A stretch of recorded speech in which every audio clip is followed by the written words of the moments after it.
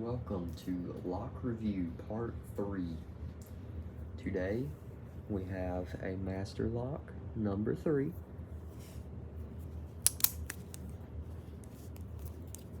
And you make sure it's locked because this one does not like to lock. Just like that. I don't even have to insert the pick.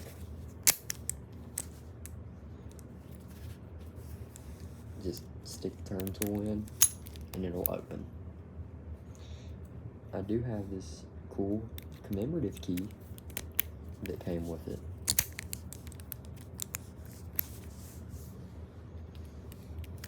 See if it'll lock. But sadly, picking is kind of faster using the key.